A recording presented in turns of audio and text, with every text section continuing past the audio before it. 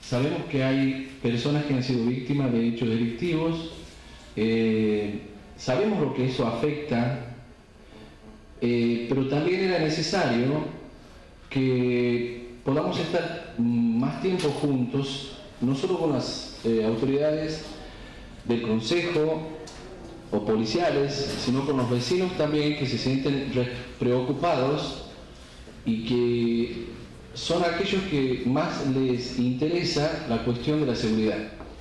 Tranquilidad a veces aumenta la sensación de inseguridad, que muchas veces no tiene que ver con la cantidad de hechos que se producen. También es algo lindo para abordar en algunas reuniones este tema de la sensación de inseguridad. El otro día charlábamos en Casa de Gobierno, les contaba que Argentina está dentro de la Latinoamérica, junto con Chile y Uruguay, entre los 3 países con menor índice delictivo. Pero resulta que nosotros tenemos, entre Argentina, Chile y Uruguay, compartimos casi las cifras de 8 homicidios cada 100.000 habitantes, que es lo que se mide a nivel internacional. Resulta que Argentina es uno de los países de toda la América Latina que tiene un índice delictivo bajo, pero una sensación de inseguridad alta. La mayor o la más alta sensación de inseguridad.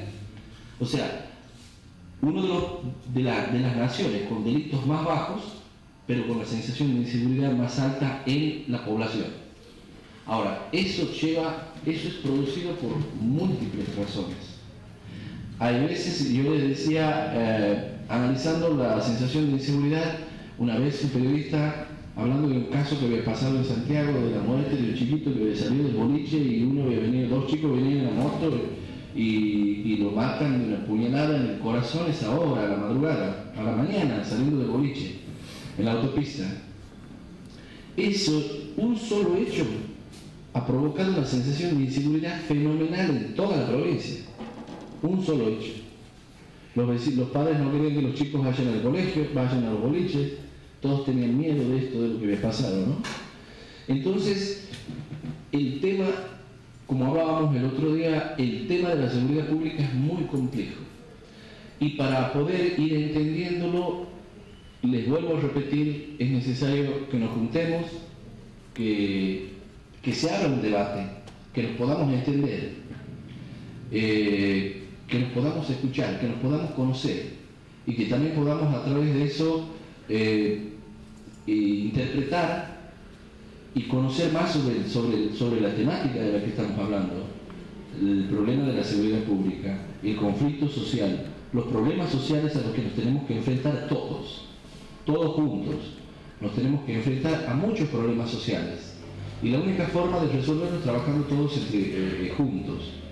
Y que yo siempre agradezco cuando tengo oportunidad en la capital de la cantidad de llamados telefónicos que recibimos en la sala central del comando de vecinos que nos ponen en conocimiento de situaciones que se relacionan con el delito. Nos van avisando. No nos interesa saber quién es, porque a veces la gente dice no me quiero identificar, tengo miedo a una represalia. Pero nosotros siempre le decimos gracias por comunicarse, por avisarnos, y no estamos exigiéndole que nos digan quién es. Simplemente las cosas que les preocupan, las que tienen miedo, las cosas que los hacen sentir inseguros. Esas cosas también nos ayudan un montón. Muchas veces hasta nos vemos solos en semejante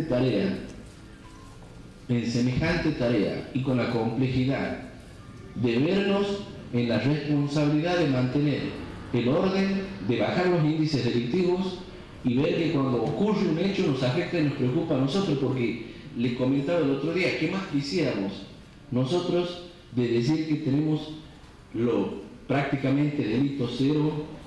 Nos sentiríamos felices porque ese es nuestro trabajo, es nuestra profesión, nos han formado para esto de niños. Yo a los casi 18 años ya estaba en la escuela y todavía andamos con 30 años de trabajo y de experiencia en la policía. Entonces, me ha dado muchas ganas de poder estar con ustedes después de la reunión que hemos tenido con los vecinos, con los representantes del Consejo, y poder estar juntos, poder escucharnos, poder intercambiar ideas, como les decía, ¿no? es importante